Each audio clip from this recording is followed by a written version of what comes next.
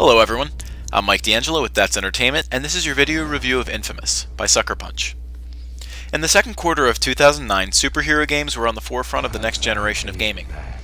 A pair of original protagonists was at the head of the movement, the main character of Sucker Punch's Infamous being one of them. With the stories and gameplay seeming fairly similar, was there enough reason to choose between the two? And more importantly, did Infamous bring enough to the table to prove it as the next evolution in superhero titles?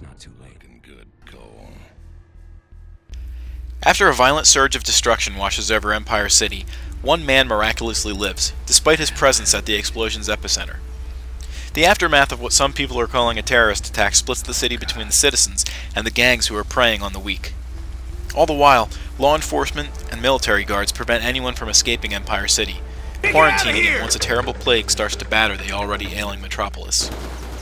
You play as Cole McGrath, the lone survivor at the terrible explosion that rocked the city and thrust it into chaos. But Cole didn't just survive.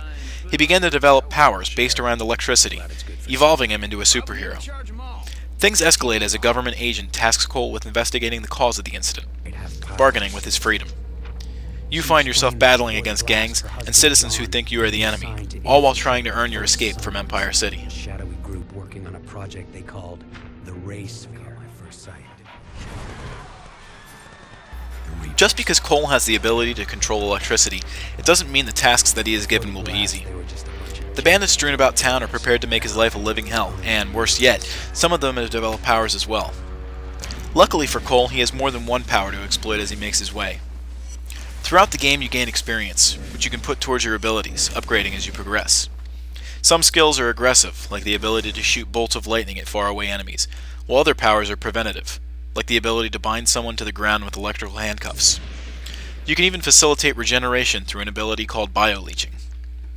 Beyond the combat of the game are also personal choices that you will have to make for Cole. These heroic choices paint you as either a protector or a tyrant, and will affect the way the game plays out. Depending on your decisions, your powers will be varied. People will react differently to you, and you will even look the part of the hero or the villain. The controls feel a little spotty here and there, as Cole's movements aren't exactly fluid, but you get used to the movement in Infamous rather quickly in spite of this.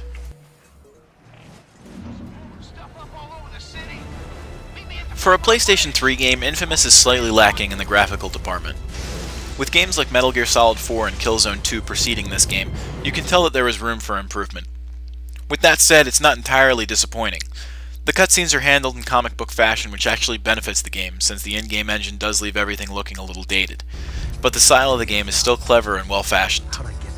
Infamous is also flawed by weak music, which sometimes seems inexistent. None of the tunes are altogether memorable, but it is better than having redundant music that you would end up despising. The sound and the dialogue, on the other hand, are captured fairly well.